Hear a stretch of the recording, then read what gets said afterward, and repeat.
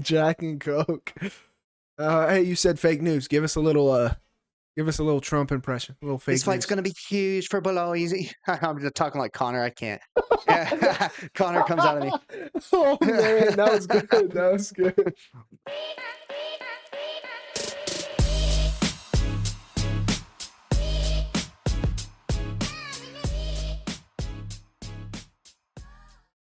Ladies and gentlemen, welcome back to the best UFC prediction channel out there, Locked Door MMA. We're your hosts. I'm Brevin. This is my good buddy JP. And in today's episode, we're here with all of our predictions and analysis for UFC 315. We'll give you a quick recap on last weekend's UFC Fight Night in Des Moines, Iowa, and then obviously dive into this pay-per-view that we got. Some would say it's a rough card. Not to not to hate on it from the get-go, but some would say it's a rough pay-per-view, but we'll dive into it. JP, I'll hand it over to you to kind of give us a recap of what your thoughts are on last week's fight night. Yeah, man. Pretty good. Not too bad. Both of us went 9-3.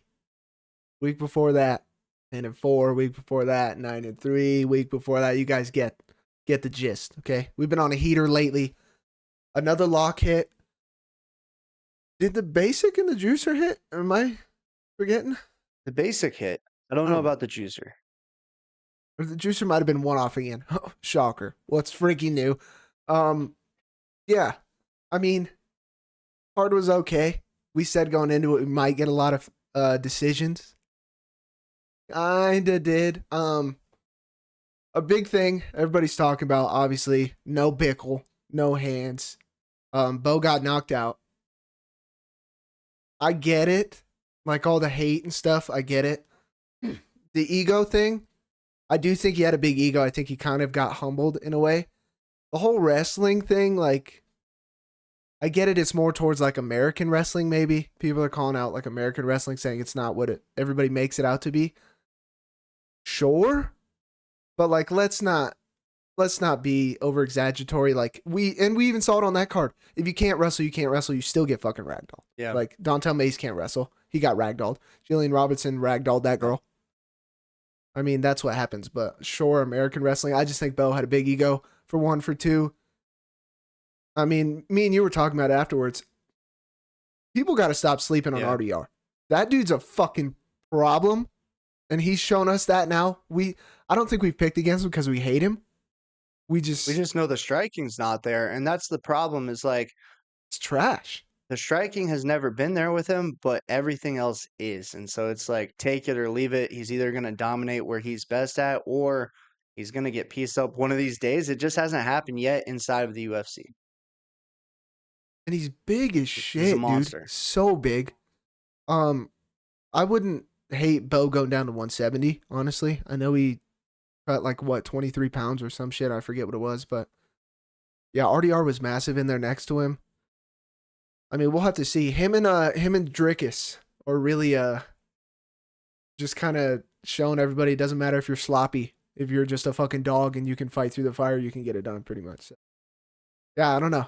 Crazy, but and then Sandhagen, he's nasty. He deserves a title shot. So, yeah, decent card. 9-3 on a heater. An absolute heater, that's for sure.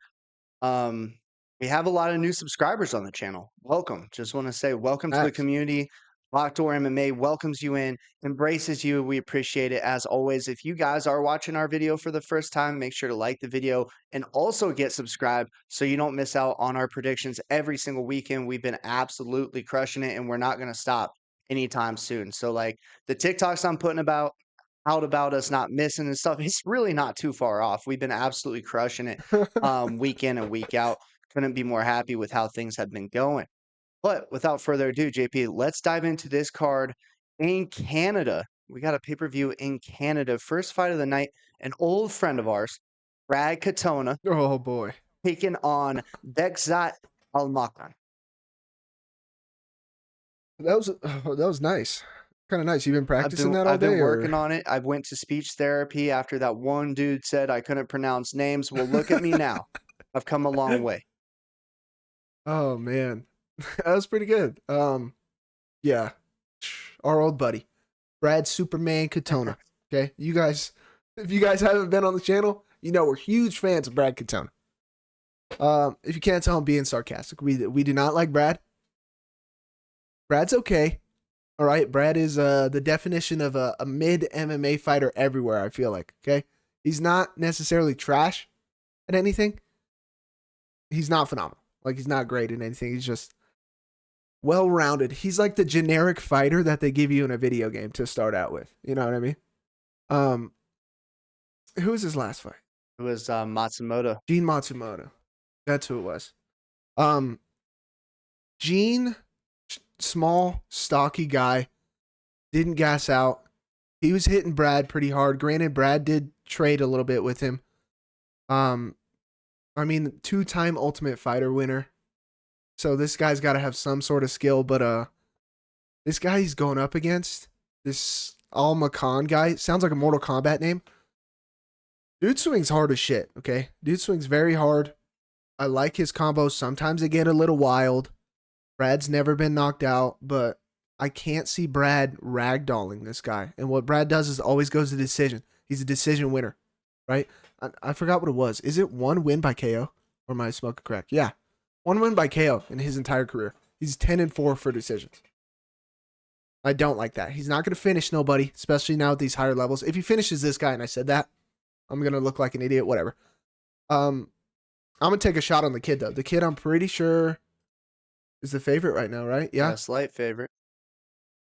Slight favorite, and I'm gonna take a shot on him. I like his striking. He throws hard, sometimes a little wild, but Matsumoto was landing on Brad pretty decently. And this Bekzat kid, he had decent takedown defense and scrambles against Umar. Granted, Umar laid on him, but it's Umar.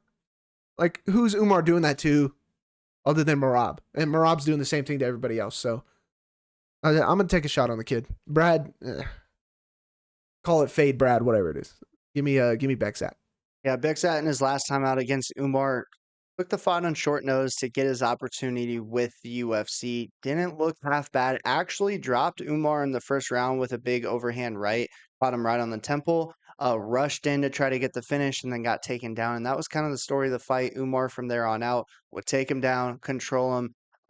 You know, he did have a few nice scrambles when he got mounted. He got back up to his feet. He didn't accept position, and that's always very impressive going up against such a dominant Dagestani wrestler, such as Umar Nurmagomedov. And, I think as well, JP, he's very scrappy. And like you said, he's got power in his hands. And I think Brad Katona might try to lean up on the fence with him in the clinch, might try to shoot for a few takedowns. But I do think Almakhan has the ability to get back up to his feet if it gets taken down, and he's got the power upside in his hands. So Bingo Bango also taking Bekzat Almakhan to get it done and get his first UFC victory. Brad Katona is a good test for him, though, because like you said, very well rounded. And if it's a boring fight and it goes to decision, maybe Brad could squeak one out. I like Brad's skill set for the most part, some of these lower level guys, but I do think Almakhan showed, he has potential against Umar Nurmagomedov, and we'll see how that plays out this weekend.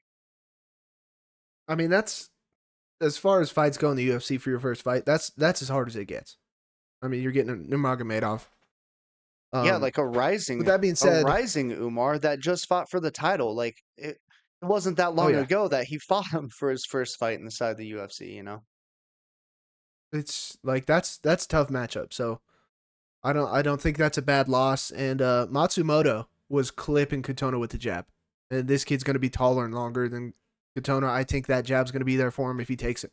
We just can't get too wild. But yeah, starting off the card on the same side. Next one. Wow. I got things to say about this one.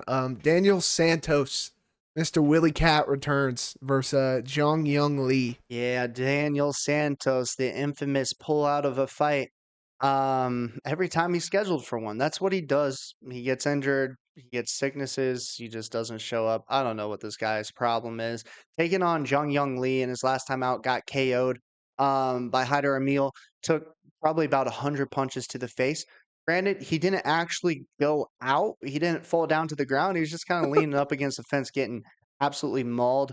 But he's a tough kid. He throws really hard. He's got a really nice jab. He can wrestle as well, and he's a black belt in jiu-jitsu. I think he's very well rounded. I think he's got to avoid getting into a firefight in this one because Daniel Santos will stand and trade with you. He likes to throw a lot of spinning stuff, spinning heel kicks, spinning elbows, back fists, all of the above. And in this one, Daniel Santos is actually moving up a weight class, fighting at 145 for this fight, which brings another aspect to it. He's never felt the power of someone like Jung Young Lee inside of the actual UFC setting. Maybe in practice in the gym, sure, but when guys are throwing to take your head off, he's never really felt that power. So I'm going to take Jung Young Lee just because I feel like I can rely on him to, one, show up to the octagon on Saturday, and two, with the power in his hands and maybe the wrestling mixing that in as well. Yeah, bingo bango. Last time Daniel Santos fought, supposed to fight Davey Grant. Me and Brevin were both on Davey. Huge dog call. We were very excited about that. And I said, hey, don't be surprised. They don't even make it to Saturday. Shocker. Weigh-ins come around. He pulls out. Doesn't even make it to Saturday. We told you all that would happen. Don't be surprised if it happens again. Because like Brevin said, that's all he fucking does. He pulls out of this card, dude, they might have to cancel the whole pay-per-view. We've had so many canceled fights that they'll have no one to actually put on a show. True. And the Joel Alvarez fight, Benoit fight, got canceled. Benoit, I think, is getting a new opponent. Whatever, but I was so excited for Joel. But yeah, Willie Cat, I mean, Brevin saying he likes these spinning back kicks. He likes to not fight. He likes the thought of fighting, and then once it gets down to it, he just doesn't want to do it. So I'm not, you can't pick him. You just can't pick him. And Lee's going to be the much bigger guy. 5'10 to 5'7, 73-inch reach to 67. Yeah. You said that, moving up a weight class. He hasn't seen this. I mean, does he spend a lot of time on his back? I know he trains in shoot the box, right? Yeah. Wouldn't be surprised if he gets put on his back and he's okay there trying to throw up submissions and shit. Spend the whole round on your back, you lose a round. So, yeah, bingo bango. All right, moving up the card. Man, barn burner. Marc-Andre Barriault taking on Bruno Silva. Wow. I mean, talk about two guys who are on an absolute fucking tear. Bruno, I got poked in the eye. Silva is on a 4-fight skid. And Marc-Andre Barriault's on a 3-fight skid. So do you want diarrhea or do you want sharts? You know what I'm trying to get at here? Like, which one? Sure, I'll take this one, I guess. Who cares, really? Barriault got KO'd by Stoltzfus his last time out. Brevin, I don't know how you feel about Stoltzfus. I'm not a fan. I think he's cheeks. The Joe Pyfer KO. I do got a lot of respect for Pyfer. He's a monster to deal with. Chris Curtis. Again, feel how you want about Chris Curtis. He's pretty decent, strong guy, good takedown defense, decent boxing. Bruno Silva. Lost to Brendan Allen, lost to Shara, lost to Chris Weidman. Oh, but he got eye poked. I don't care. And then Ismail Narudiev, who I believe both of us picked him when they fought, right? So, I don't know. I was kind of back and forth on this one for a while today. Marc-Andre. You know what's funny is Marc-Andre Barriault, when he gets in the clinch and he grabs that single collar, he looks exactly like a hockey player, the way they fight. Oh, he's just shoveling uppercuts. Mm-hmm. It looks like he should grab a jersey at some point and rip it over the dude's head. We are in Canada, like Brevin said earlier. I don't think what popped into my head when I was watching film is I was back and forth on what you said last week about Cameron Smotherman, about the volume, activity, and the volume. And I was like, you know what? That's a great point. And it came to fruition perfectly. I think the same thing about Silva. I think he reacts too much. I think he waits too much for the other guy to go. I don't think he throws enough. And when he does throw, he's not really fast. And I feel like he doesn't really throw much with conviction. If he slumps Barriault's washed. Cut him. We're in Canada. I think Barriault's going to go nuts. Give me Marc-Andre. Now, bingo, bingo, JP. It's funny that you brought up the volume because on film I saw the exact same thing, and that was going to be part of my talk track. Silva, very reactionary. Really will just try to counter strike, and at times he can have power in his hands. But I think in this one, Andre Barriault is going to be able to do enough, at least in the eyes of the judges, if he doesn't knock out Bruno Silva. And then Bruno Silva in his last time out really just looked like he didn't want to be inside the octagon. So a lot of people are questioning like his buy-in. Does he still want to fight? You know, what's the drive for this guy? What's the motive? He would get taken down and just kind of look discouraged and not try to get back up to his feet. I don't want a guy that's going to fight like that, right? Like what happens if he starts getting hit by Barriault, right? Taking damage, couple leg kicks get checked. Like it's uncomfortable. It's not fun. If you're not bought in, you don't want to be there. You're ultimately going to lose the fight. So give me Marc-Andre Barriault.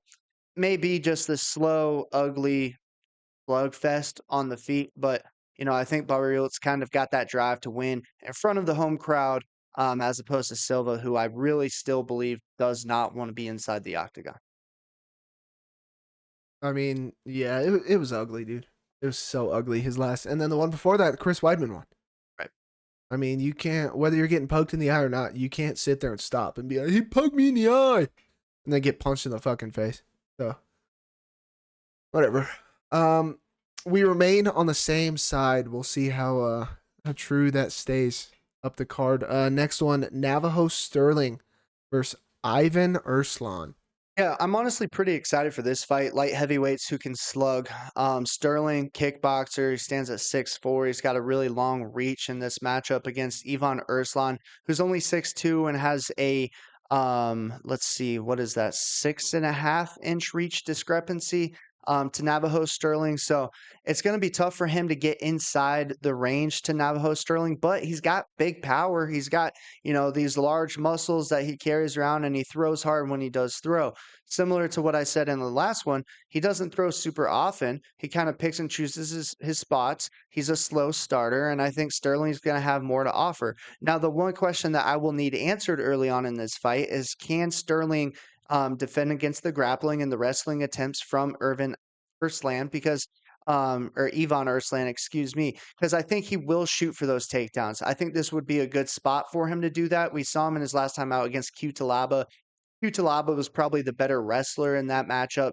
In this one, I think he's going to have a wrestling edge over Sterling, but Sterling should have the striking advantage, at least at range, and he's got good power in his hands as well. So I'm excited for this fight, but I'm going to have to pick the up and coming light heavyweight in Navajo Sterling. Yeah, this is an interesting one. Because Erslan does have power. He will put your fucking lights out.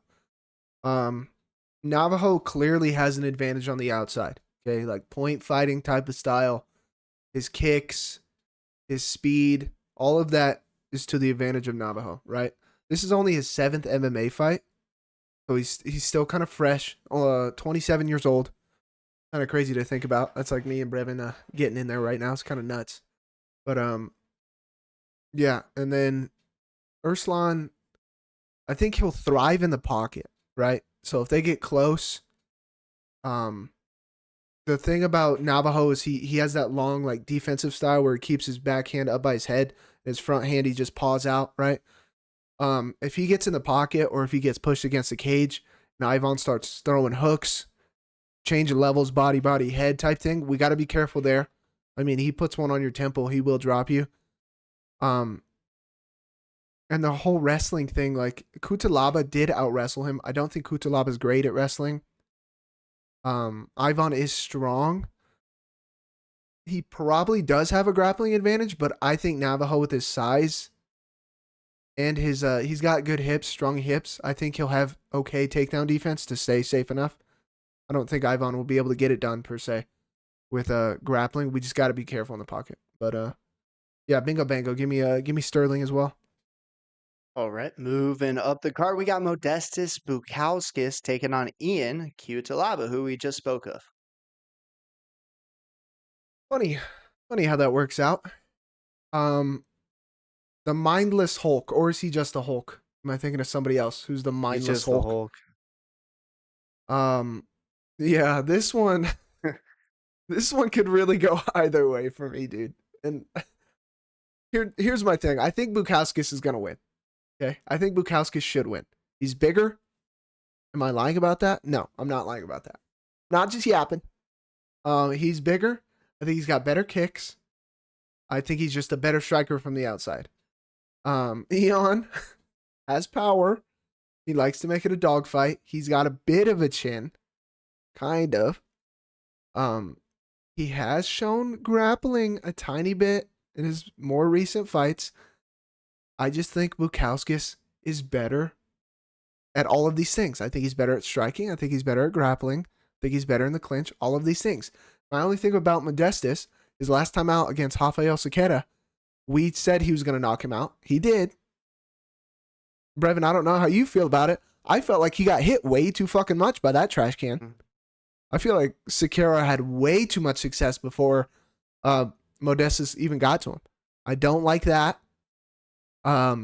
If he's going to get lulled into a firefight, which Ion for some reason is so good at getting guys to do, I think it's dangerous. I don't think it's a good game plan. I think Modestus needs to stay at range, kick.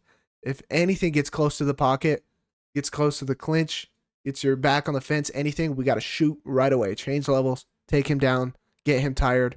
Ion will slow down. He does get tired. Don't be shocked if he gets slumped, but I think he can win. Give me Bukauskas. Interesting. Yeah, JP, this is the first fight that we're going to pick separately. Give me Ian Cutelaba, and I disagree with one point that you make. I think Ian's a much better wrestler than Modestus Bukauskas. Bukauskas has gotten taken down in many fights in his past. Ian Cutelaba actually comes from a Greco-Roman wrestling background and combat sambo. He's got the wrestling in his back pocket. Granted, he hasn't always used it in his fights effectively, but in his last two fights especially, he has. He's shown that side to himself. He's shown that he has a good game plan coming into these fights, going up against Ibo Aslan, and then the one before that, Ivan Erslan, who we just talked about. Both guys with big power. It sounds like the same name. They do. Bro. They really do. Ibo Aslan, Ivan Erslan. Both guys have huge power, and Cutelaba, as much as you want to say he's gotten into firefights, he has, but he has in the past. In his last two fights out, he's been very smart, very calculated, implemented a good game plan, which is the wrestling attack. Bukauskas, he is a good kickboxer. That's what he will do, but JP already said it. He gets hit so much, and when he starts getting clipped, he gets very he starts running. He's one of those guys that tries to circle around the cage and run away, and then he gets caught on the chin a couple more times. And I think that's exactly what Cutelaba can do to this one with his overhand. So give me Ian Cutelaba to get the job done. I think he can out wrestle him. And honestly, he's got more power than Bukauskas. Bukauskas, he's got the nice kicks, but I like Ian Cutelaba all around. Oh, yeah. I really can't blame you for that one. I mean, there's a part of me. It's really split in half right now. I'm like, I feel like Bukauskas should win at range. I would not be shocked if this dude gets fucking slumped. But no, you're not wrong, man. I mean, Eon definitely the last two fights has not looked like the Eon of old. Yeah, sure. The frustrating thing for me is I definitely thought I was going to get Ian as a dog. He's actually currently the slight favorite. Didn't love that line, but I do think he finds the win. Wow. Yeah, the lines are going to be right now on my DraftKings. They're even for me right now. They're both 110. That's kind of crazy. Good. That means it's swinging. That is kind of nuts. You might get dog money. You might. God. Did I go? No, I already picked it. All right. I'm set in stone. This is what it is. Next one. First women's fight of the night. Jessica Andrade, Jasmine Jasudavicious. Yeah, I'm excited for this one.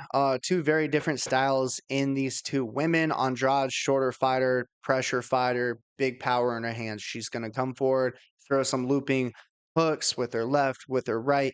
She's very well put together. I mean, she's got very massive arms for this women's division, and she throws pretty hard when she decides to go. Jasudavicious, not the best striker, but good wrestling, good jiu-jitsu once she has you on the ground, and I think that's going to be the story of this fight here. Jasudavicious looks younger than what she really is, JP. I didn't know she was 36 years old, but she's been on a nice little win streak. She shows a lot of skills when she is on the ground, and I think she's going to get Andrade to the ground. She just has to be very safe. when they're on the feet because Andrade could catch her and she gets hit quite a bit. But overall, I think she's the better fighter. So give me Yasmin Jasudavicious. Yeah, I can see what you're saying with Andrade catching her and stuff. Andrade, I mean, her stand up, that's who she's been. You know, she hits hard for a women's fighter. She'll come forward, she'll throw bombs, she'll pick some of these girls up and slam them and knock them out, type thing. You know. And I was kind of worried about it at first, but then looking at a record and watching film, one thing that Jasmine does really well that I like a lot is we'll fight the round, and once that minute mark comes around or a minute 30, her corner will yell Yep. at her, we gotta go, hey, 90 seconds left. She'll shoot, she'll take you down, she'll end the round on top. I mean, she's 13-3, and I forget what the number is. Yeah, 13-3. She has 8 wins by decision. She is a round winner for sure. I think she's smart. I don't know how much he thinks her stand up is good or it isn't good. I mean, me and Brevin are in the same boat thinking it's not great. But I do like the fight IQ of, hey, a minute 30, a minute, let's go get a takedown and the round on top, give the judges something to look at, and that's how she wins her decisions. I mean, it is kind of surprising. One, like you said, she is 36. Andrade is only 33. Yeah. She's a lot more I thought experienced. Andrade would be like, yeah, 36. She is a lot more experienced, but the size difference, the grappling, yeah, Jasudavicious, bingo bango, she should be able to get it Yeah, done. and she's got those really long arms. That's another Yeah. 6-inch reach advantage and a 6-inch height advantage. I wouldn't be surprised if Jasudavicious could lock up a sub here in this one if she does get Andrade down to the ground. Andrade, she kind of taps quick, if you ask me. That's one of Oh her yeah. her downfalls, and I think Yasmin can kind of do that to her. So look for that sub prop as well. Arm triangle maybe? Possibly.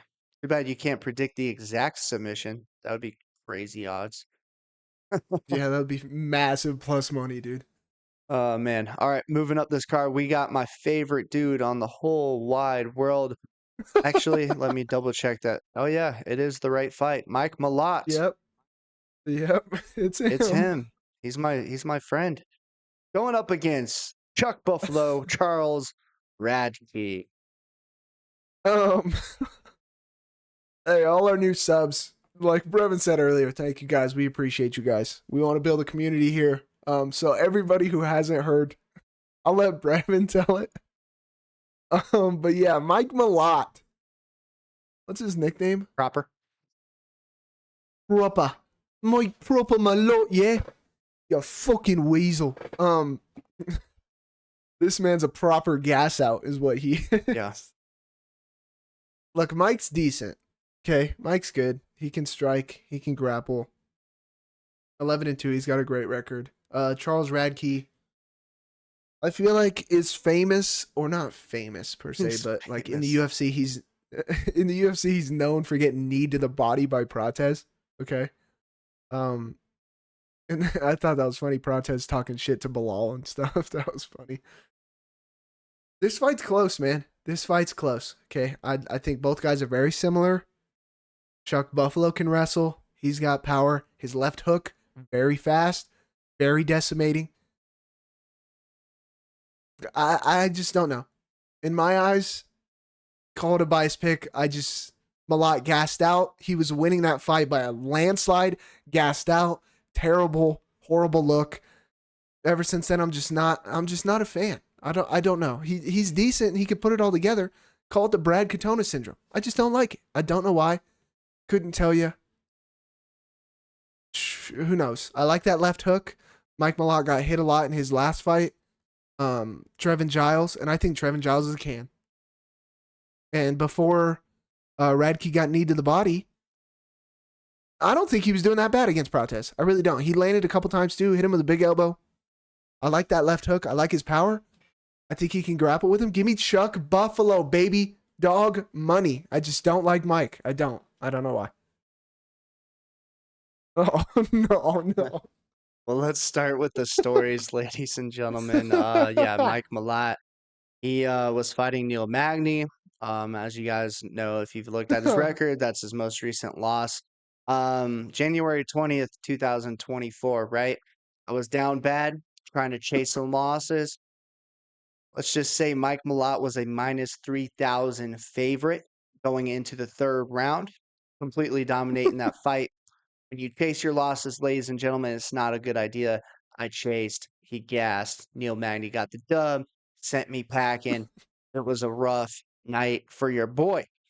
Now, Mike Malott is very skilled. Charles Radtke, good left hand, like JP said, good power in it. Um, I have a vendetta against Mike Malott. He really hurt your boy deep down inside. But I do think he's going to throw more than what Charles Radtke will do on Saturday. I think he utilizes the leg kicks better. JP was right. He does get hit a lot. That might be a problem, but I've got to trust my gut. I got to trust what I saw on film. As bad as I want to pick Charles Radtke, I just can't. So give me Mike Malott to get it done on Saturday. I think he just wins via volume. I like Radtke's left, but that's kind of what he depends on to catch some of these guys. And if it doesn't put Malott out, I worry that he's not going to do enough. Interesting. Wow. I mean, burying the hatchet. You know, bygones are bygones. I'm here to predict fights, not hold biases, and yeah, where we can be friends. Oh man, that's gold. That is good stuff. Yeah, so before we move on, I don't want to yap too much about it, but I was watching, obviously, we were both watching the fight. Nothing was said between me and Brevin up until this point. And the moment he gassed out, started getting his ass beat and shit, I sat up and I was like, there's no fucking way this dude's about to lose. Loses. I was like, you gotta be shitting me. He clearly won the first 2 rounds. He was beating Magny's ass, gassed out bad.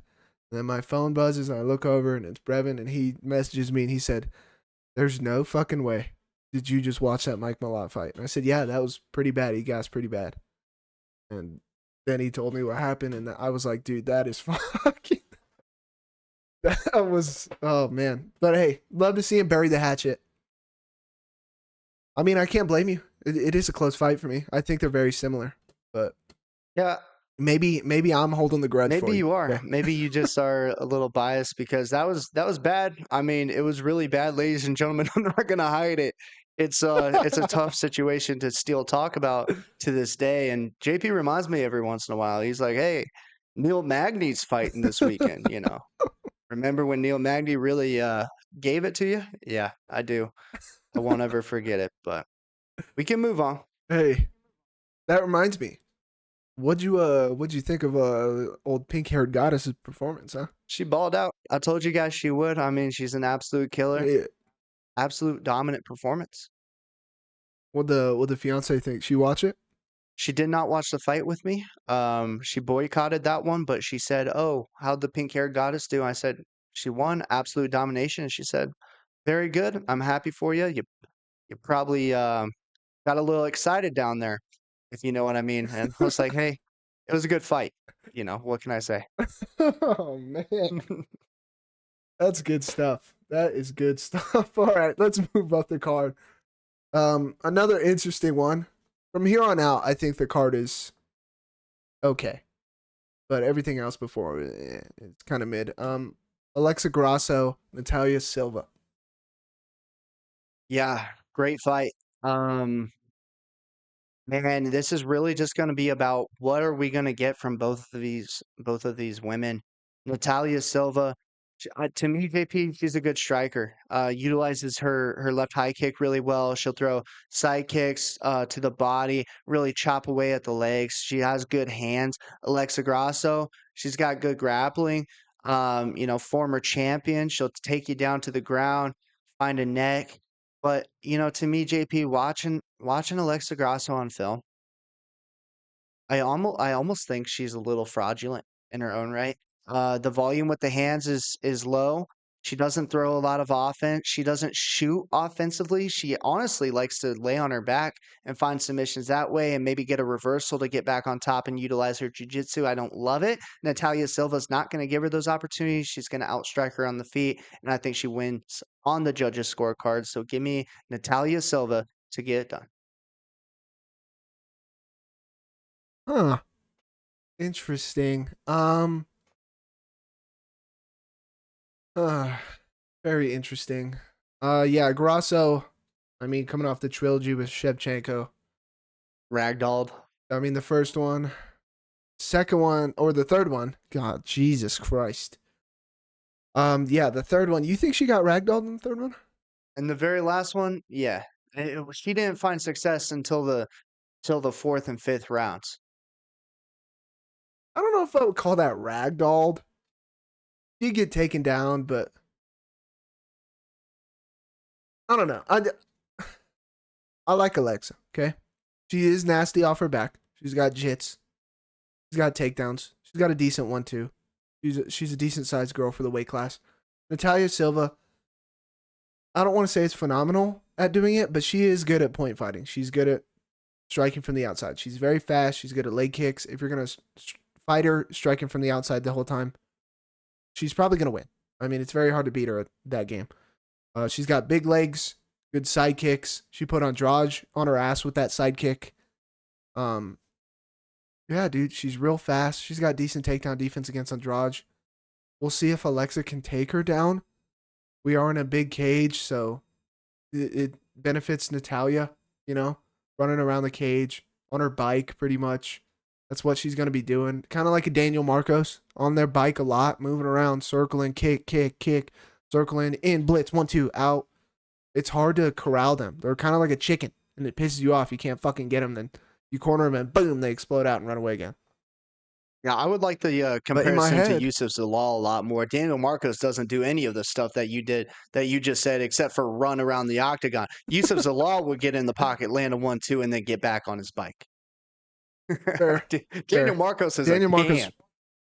yeah, he's probably still pouting somewhere. But yeah, that's what she'll do, and she's got the cardio for it. She'll go 3 rounds for it, and it is a 3-round fight. I just swayed myself off Alexa Grasso. Plot twist: I was gonna go Grasso. I just swayed myself. It is a 3-round fight. You can't let Natalia Silva jump out in front, and I think she will with the striking. If this was a 5-rounder, it'd be much different. And also, I said she's nasty off her back. She is nasty off her back. But then earlier, and I say it all the time, you can be nasty off your back until a certain point, and we saw it in the Shevchenko fight, and I'm swaying myself even more now. There comes a time where you're not going to be able to get it. Yep. And you got to give up on it and just get back to your feet. And they don't. They keep trying to get it. You're just on your back way too much. And that's not a good look to the judges. Even though you think, oh, I'm threatening here with a submission. I'm threatening. Yeah, I just swayed myself. Bingo, bango. Give me Natalia Silva. And in that last fight against Shevchenko went 8 for 12 with takedowns. I would say that's pretty close to getting ragdolled. Yeah. I mean, the way the takedowns were. Well, she gives them to her because I just never saw her like. Yeah. I was gonna say I never saw her actually like sprawl, other than like the end, like you're saying, the 4th and 5th round. But yeah, it was too late by that point, and she was just accepting it and trying to throw up triangles. She landed a total of 18 significant strikes for the whole fight. Torres Finney-esque. That's what I'm saying. And then even in the fight that she got Shevchenko and took the title, she went 0 for 2 on takedowns. That's just not her game. I say Torres Finney-esque, and yet that's still triple the amount of what Torres Finney threw. Yeah, except Torres Finney shoots bum. takedowns. Alexa Grasso just stands there. Torres Finney sniffs nuts. Dude's a can. All right, we can get off of this one. Let's get on to Jose Aldo and Ayman Zahabi. Fish on. Fish on. Yeah. Fish on.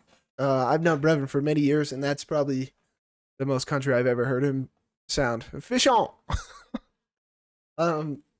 Yeah, Jose Aldo, the guy who's undefeated for 10 years, king of the featherweights. Okay. The guy who I would say, at least for me, made me a diehard UFC fan, His Conor Aldo storyline, fucking cinema, basically is what it was. Is really when my shit just really took off. I used to watch it here and there, and that's when I'm like, this shit is dope, dude. Um, yeah, he's a great striker, strong, hammers leg kicks, hammers leg kicks. Maybe not as much anymore, but he was known for that fucking baseball bat attached to his hip. Um, Good takedown defense. Everybody hates his last fight against Mario Batista because he laid on him on the cage, That's and still. Aldo did I more. watched that fight again today, JP. He won that fight. I'm not gonna lie to you guys as the viewers. He won that fight. Did you pick Batista with me, or were I you on picked Aldo? Aldo. Of course, I'm a little biased, but yeah, Batista's a can. See, I told you I don't fucking miss. Okay, I picked Batista. Lay and pray. Yeah, no, Aldo definitely won that fight. That's what you call getting bailed out for Batista. I don't see Ayman Zahabi doing that. Even a lay and pray, I don't see Ayman Zahabi doing that. I think on the feet, Aldo's still faster. You're not going to knock him out. I mean, Max Holloway clipped him, put him on the ground. That's Max fucking Holloway. Ayman Zahabi ain't doing that, bro. Ayman Zahabi does not have good wins. I mean, Jose Aldo's a fucking king. He's only, what, 38 right now? I say only because that dude looks like he's just defying time. He's still fast. He's still got hands. What is Ayman Zahabi going to lay and pray? Hell no. No way. Mario Batista at least has the ability to do that. Ayman doesn't. And if he tries, he'll gas out. Give me Jose Aldo. Bingo, bango. Give me Jose. Although I think he gets it done, man. JP kind of broke it down very nicely. Zahabi, he's got decent power, honestly, but he hasn't fought a lot of top level competition. He starts slow, doesn't throw a ton of volume, relies on his jab. And in this one, Jose Aldo is going to have the longer reach. He's going to have the nicer jab. He's going to be a little bit quicker. Zahabi does have kind of this weird entry into the pocket. Like he's very awkward to deal with. Maybe that gives Jose Aldo some problems at first, but I think Aldo's skilled enough, experienced enough to figure him out, land his offense, and like JP said, Zahabi's not going to start taking him down or pressing him up against the fence. That's not really his game. Zahabi, he's on a nice win streak, but hasn't had a lot of great wins. In his last time out, it was kind of boring. Basharat, that was probably a split decision, if anything. He got the unanimous decision nod. He will be the Canadian fighter, which gives me a little bit of pause, but I do think Jose Aldo is still going to be able to land enough offense to sway the judges' minds there. And then the other thing, too, like JP said, Zahabi has a lot of power. Jose Aldo's not going to get knocked out. I mean, he's been in fights with Jeremy Stevens, who we just saw, boxing, didn't get knocked out. He fought Jeremy Stevens inside the UFC, won that fight, didn't get knocked out. He fought Volkanovski back in the day when Volkanovski was up and coming, didn't get knocked out. So I'm not worried about the power from Zahabi. I think Jose Aldo still got it. He looked good in his last fight. Give me Jose Aldo. Yeah, and like who's Ayman Zahabi's best win? People are like, oh, he beat Javid Basharat. Yeah, I mean, Javid Basharat just got fucking slumped by Ricky Simone. Like, who cares? Is it a Richie Lang? Is it Ricky Turcios? I think it was a Richie Lang. I think that's the best one. I mean, reach around. Who cares? All right, give me Jose fucking Aldo, man. That's right. All right, this one's interesting. Excited to hear what you had to say about this one. Valentina the Bullet Shevchenko versus Manon Fiorot. Yeah, man, this should be a good fight. Fiorot, she's a big girl for this division. I'll tell you that much. She stands at 5'7". She will have a little. Actually, she's got a little bit shorter of a reach than Shevchenko, but in a lot of her fights, she's got the longer reach. She has nice hands. I like her stand up. She's very durable, very tough. She's knowledgeable when she's on the ground. She has decent wrestling as well. She will shoot some takedowns. JP, I just don't think it's any match for Valentina Shevchenko. I think Shevchenko looked brilliant in her last time out. I think she looked dominant in her last time out. She's very smart. She's well coached. She has the 5-round experience, and they're giving me dog money. I'm taking the bullet, Valentina Shevchenko, to get it done. I will admit, Manuel Fiorot, she's tough. She's good. She beat Rose Namajunas. I'm high on Rose, but I just don't think she has the answers to figure out the problem in Shevchenko, like, some other people may. And I think when Shevchenko lost to Grasso, it was fluky, man. So Valentino Shevchenko is my pick. Interesting. Yeah, Manon's got good takedown defense. Good striker. She's got hands. Got power. Against Erin Blanchfield, I noticed something. I noticed it with Erin. I noticed it with Misha. I noticed it with like 2 other girls. Most recently, Misha this past weekend. These girls are good at grappling, and it's like the first round and half of the second round, all they fucking do to get the fight to the ground is go for trips in the clinch. We do not once change levels, shoot on their hips, and actually fully try and take them down. Actually fully try and shoot. We're just trying for fucking trips. What the fuck are we doing, dude? If we're actual wrestlers, get gritty, get dirty, go down there, get a single leg, kick out her other leg, do something. Instead, we're trying to get a fucking tie clinch and then trip her, and then they're strong enough to... That shit pisses me off. But Manon's got decent takedown defense. I don't think her hands are... I just said she has good striking. Yeah, she does. Why is everybody making it sound like it's otherworldly? I think Valentina 1000% is going to be much faster. She's faster than almost everybody she fights. Except for maybe Natalia Silva. She's fast as fuck too. But I think Valentina's going to be much faster. Manon is a southpaw. Is Valentina orthodox? She's a southpaw. Manon fights orthodox. Oh, that's what it was. Valentina's kicks from either side, phenomenal. Fast too. I mean, her legs are fucking jackhammers. Fast as shit. Boom, boom, boom. They'll come up real quick. She does this. She'll pull her hips back and her legs out of the way when you're trying to leg kick her. I don't know how she does it so well. She times it beautifully. Manon gets tired. Look at the Erin Blanchfield fight. She was tired after the first round. Yeah. She was breathing heavy. Her mouth was wide open. Sure, she's good. I do think she's good. I think France has a great fighter in Manon. Maybe she can win this. But in my eyes, people are making her sound like a fucking world beater. Valentina, we're forgetting because she had this trilogy with Grasso and this and that. Grasso's not a slouch, okay? Granted, neither of us picked her to win. She's not a slouch. She's still good. She proved if you make a mistake, she'll choke you out. Bro, people are forgetting. She had 7 title defenses in a row. 7. But then she got choked out by Grasso and it's, oh, she's not good anymore. What the fuck are we talking about? She's going to be faster. She's got better kicks. Is Manon going to take her down? No. So we're just going to say, oh, Manon won't be taken out. She's got better takedown defense, so she wins? I do not think she outclasses her on the feet. I really don't. It doesn't make any sense to me. Bingo bango. Give me bullet. Valentina, dog fucking money. I think this is probably one of the better spots that we've seen all year, JP. I just don't see a world where Manon has any advantages, whether it's on the feet, whether it's on the ground. And so, like, to take a title, like, to take a champion like Shevchenko, make her an underdog after a dominant performance to right that loss against Alexa Grasso, what are we doing? I mean, she looked great in her last time out. I think she's come to, she's come back to defend this title some more, and it's not going to stop after just one or after getting back that belt. So I think Manon's going to be in a world of hurt come Saturday, especially like you said, the 5-round experience. Manon's not going to have the stamina to keep on Shevchenko for, maybe round 1. There's some danger with Manon's hands. Beyond that, I don't see it. I really don't. If she goes out there and knocks her out or completely outclasses her, I'll come on here next show and be like, hey, I was wrong. She proved to me I was wrong. Like, that's good for her. We got a killer on our hands, but I just don't see it happening. I really don't. And you know what this reminds me of a lot? Tatiana Suarez and Zhang Weili. I was on Tatiana.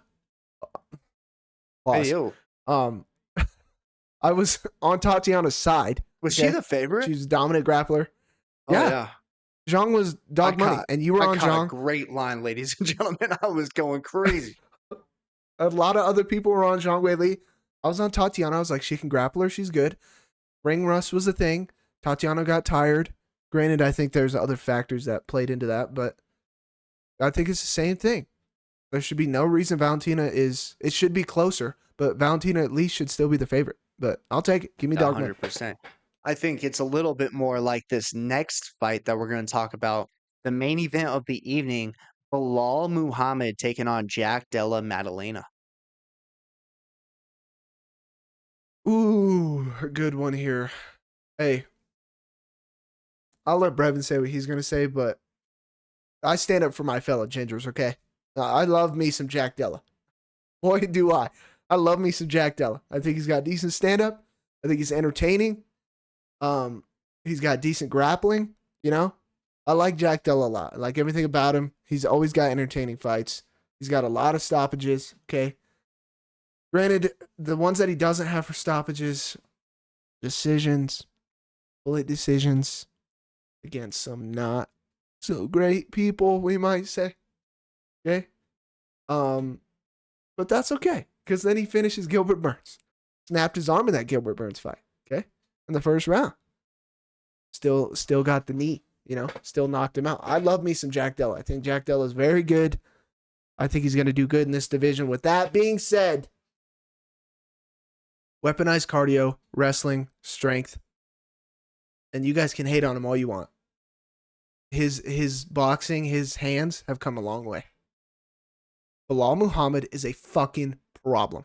Weaponized cardio. Merab has it. He has it. He does not get tired, and he's strong. Phenomenal grappling. He's on your hips. He'll take you down. He's not a Torres Finney. He'll take you down.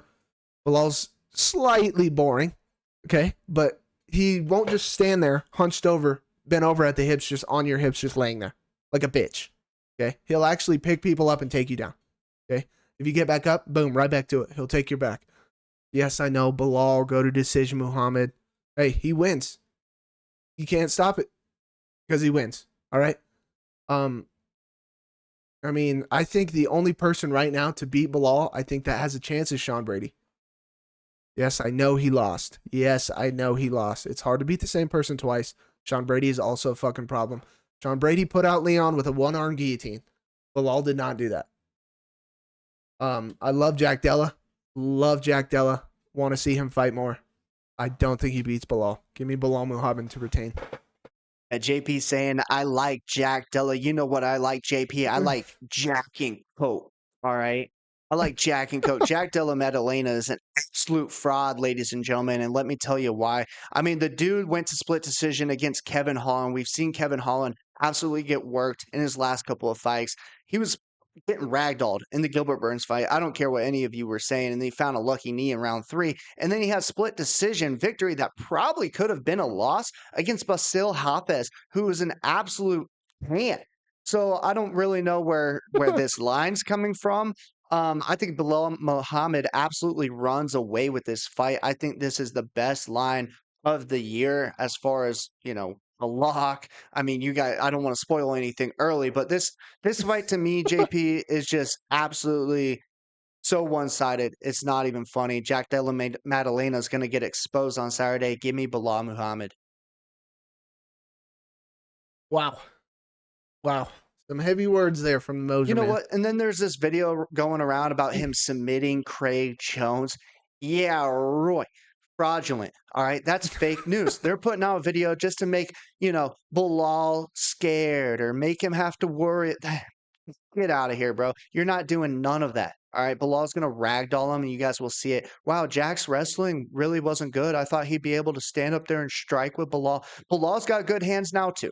So, yeah, a few of you on TikTok probably will be in my comment section talking craps and saying Jack Dell is going to do this and this and this. He ain't going to do none of that because he's an absolute can. Give me Bilal. Jack and Coke.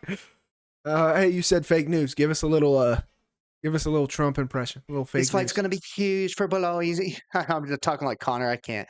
Yeah. Connor comes out of me. Oh man, that was good. That was good. Oh man. Fucking proper Bilal. This is a yeah. fucking proper way to wrestle this Bilal.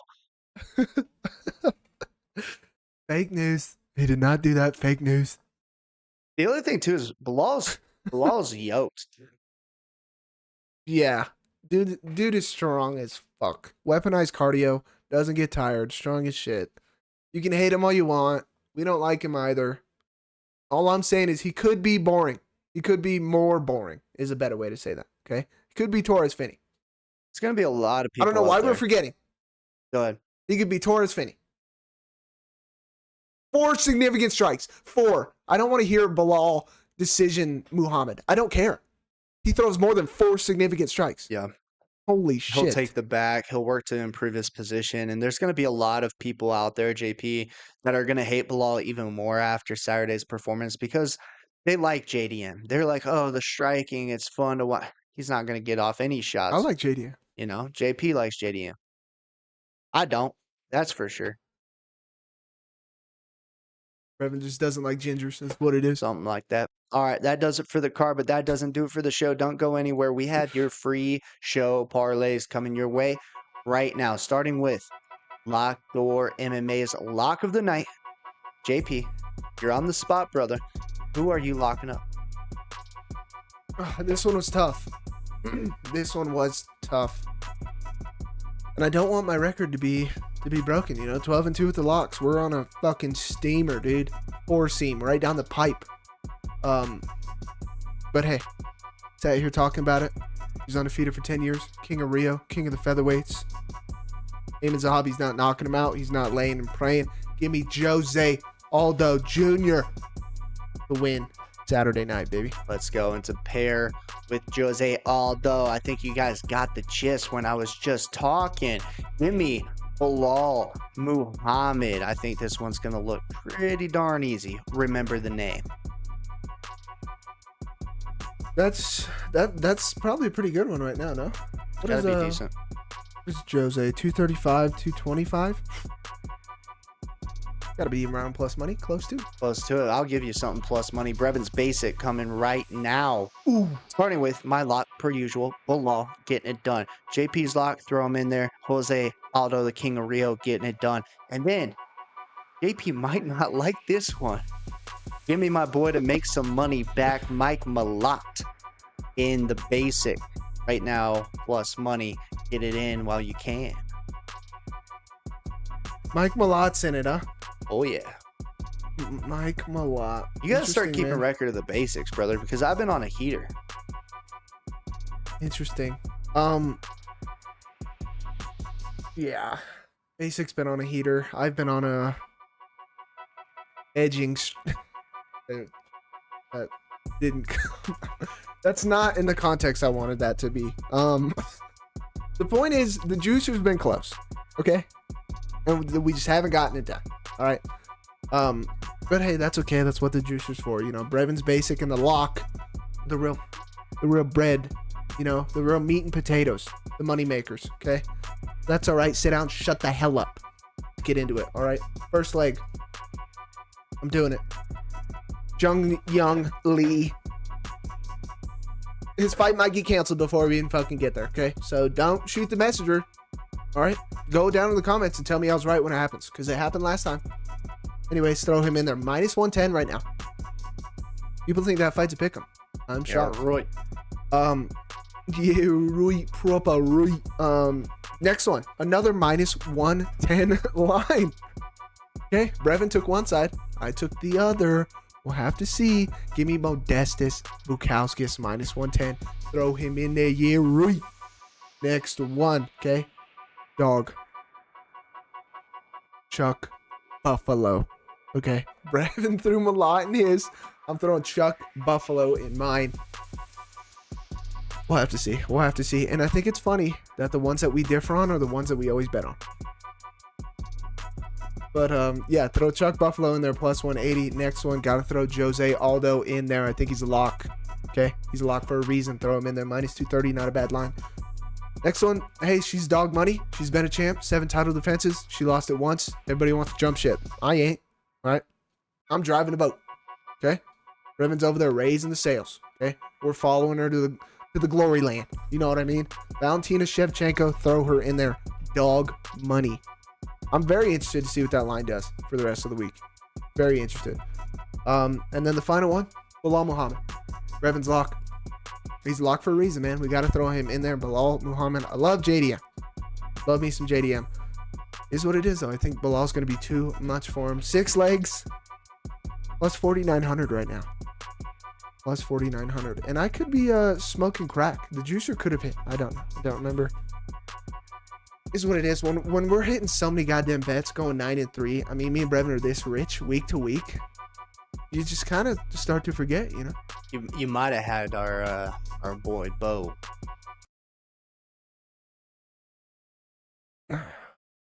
I think sure I did too. There's that. I'd have to go back and look. But hey, it is what it Overrated is. screwed us. Overrated.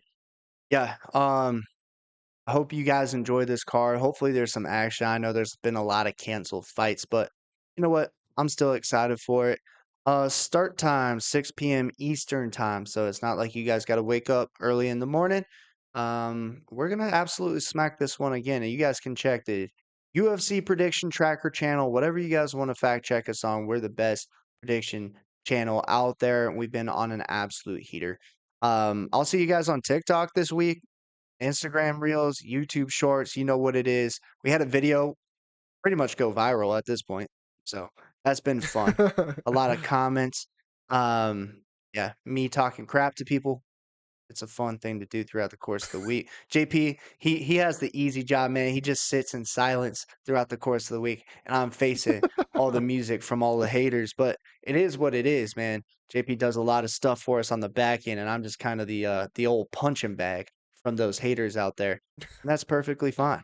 But he's got my back. This dude's in the comment section. I wake up. I got to throw this in there and give him some flowers. I wake up and I see he's responded to all these hate comments I've been getting for me on my behalf. He's talking like I would. And you know, I'm very impressed. I'm very impressed because he takes the words right out of my mouth.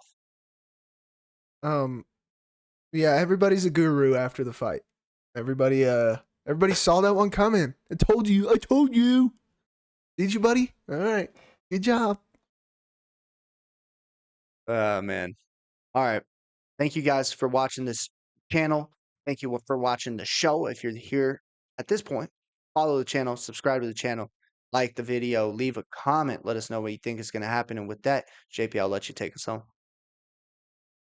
Yeah, man. Everybody who's new here, thank you guys very much. We appreciate it. We really do. All the comment section and everything, it's jokes, man. Like 98% of what we post is jokes. So we like when you guys interact and comment and all that shit, and we want to build a community here. If we do ever make a Discord, it's just going to be a free Discord for everybody to just fuck around in, throw your bets in. Football time, throw your bets in. It doesn't matter. We're never going to make you pay for anything. We just want to build a community because we do this shit every weekend and we enjoy it. And we want to do it with you guys. But yeah, so who fucking knows? Gorilla or 100 Man?